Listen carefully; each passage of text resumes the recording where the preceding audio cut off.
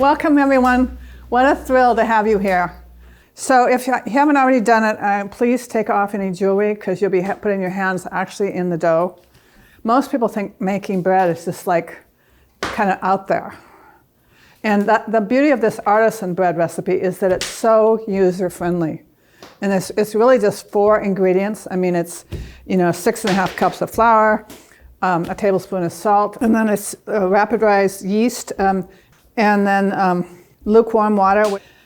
And then you want cornmeal to dust in the pan. And that's all there is.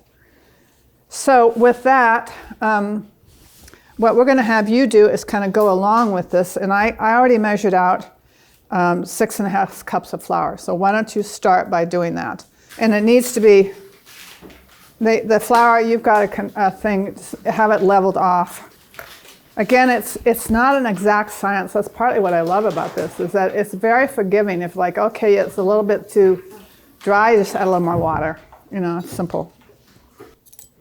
And then you want to measure out a tablespoon of salt and have a packet of yeast. And the salt and the yeast can go in the same.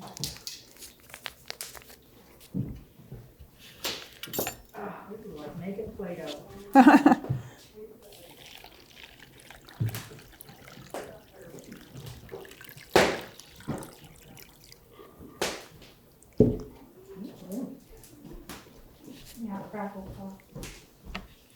Yeah, it's definitely a fall day, isn't it? So then you can just take and put it all together, or if you want to do the water with the yeast and salt. Everybody with me so far? No, just one more, Tracy. Do you really stir this whole thing up with a spoon and not use your fingers? Well, I usually end up with my hands in there. I end up with my hands. That's why you want to make sure your hands are washed and you got jewelry off.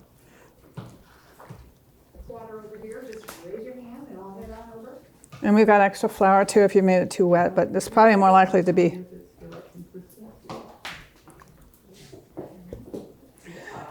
So the thing that you don't have to do with this, which I actually kind of miss, is you don't have to knead it.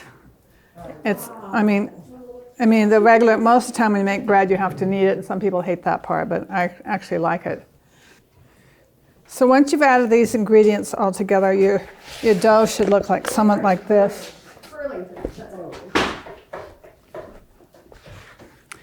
So each of you has some of these on your table. And Tracy, with my hands, like I might need your help on this to put a little bit of spray on this. We'll pass this around. So you put a little bit of the spray on, and then you put a little of the cornmeal in. I would love it, thank you. Yeah, you want a little bit of the canola oil, then some cornmeal. So this amount of bread dough that you're making will probably make about at least 3 loaves of these little loaves. Or if you want, we'll send you home with these, but if you want to put them in a different kind of container to make like cinnamon rolls, when you get home you can put them out on like a cookie sheet or your kitchen,